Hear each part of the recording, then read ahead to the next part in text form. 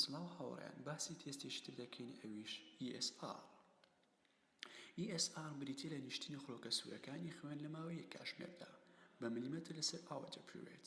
ئەم پشکنینە تایبەت نییە بە هیچ نەخۆشیێکی دیاریکراو، بەڵام یارمەتیماندا لە دیاریکردنی چەند زۆرێکی نەخۆشی. لە کاتی بەرزبوون و ڕێژەی ESR ئەوە دەردەخات ئەو کەسێکێک لەم نەخۆشیانەی هەیە: ڕۆماتیزم، بوونی ئیلتیهابات، نەخۆشی کەم خوێنی و شێرپەنجە، هەروەها نەخۆشی بەرگری دیشەخۆوی. تێبینی هەروەها ئافرەت لە کاتی پێگناسیدا ڕێژەی ESR تێدا بەرز دەبێتەوە. نیشانەکانی بەرزبوون و ESR: ئازاری جونگە تا شەکەتی، ئیلتیهابات، هەڵەشە و سەرئێشە. ئەو دەرمانانی کە دەبنە هۆی دابەزین و کەمکردنەوەی ESR وەکو ئەسپرین و کۆرتیزۆن و هەروەها کیوناین.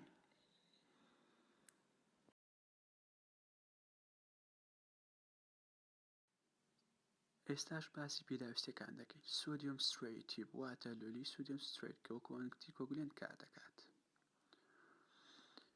Graduated Westergreen tube واتە لولەی وێستەرگرینی پلەپلەکراوە. EDTA contained blood tube واتە لولەی EDTA کە وەکو دژە خوێنمەین کار دەکات.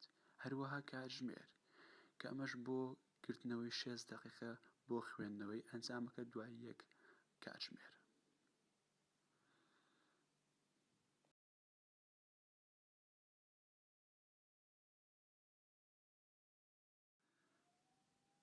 هەروەها بەکارهێنانی پایپت بۆ وەرگرتنی 1 مڵ لە خوێنەکە.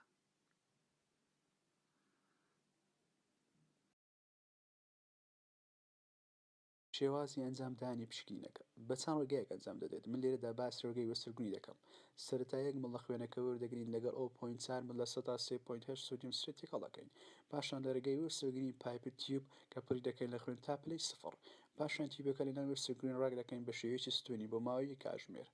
چاوەڕێکین. دواتر ڕێژەی نیشتنی خۆڵکەسەکان بە ملیمەتر لەسەر ئاوە دەخوێنەوە. پێویستە تیوبەکە بە ستوونی بێت و هەروەها بەبڵ دروست نەبێت کاتی خوێنەکەی تێدەکەین.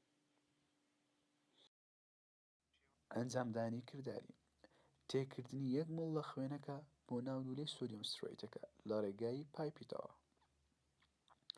بۆ زانیاری: لە هەندێک تاقیگەدا لە ناو لولەی سۆدیۆم سترێتەکە مەحلولەکە فڕێتە دەرەوە، ئەمەش بۆ دووربوون لە ئەنجامی هەڵە.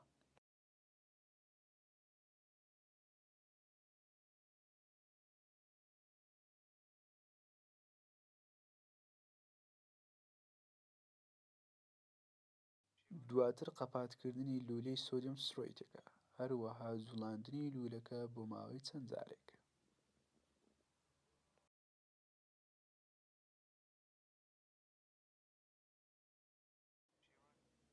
تێبینیەک: ئاگادار بە ڕێژەی خوێنەکە تا ئاستی خەتە دیاریکراوەکە بێت لە لولەی سۆدیۆم سترێتەکە کە دەکاتە 1 مڵ.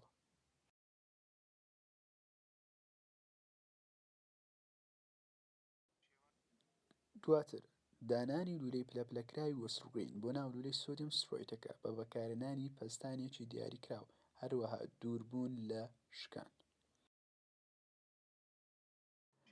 دواتر سوڕانەوەی لولە پلەپلەکراوەکە یاخود بە پەستانێکی دیاریکراو بۆ خوارەوە بۆ گەیشتنی ئاستی خوێنەکە بۆ پلەی 0 لە لولەی پلەپلەکراوەکە. دواتر گرتنەوەی کات بۆ ماوەی 6 دقیقە یاخود چاوەڕوانکردن بۆ ماوەی 1 کاتژمێر.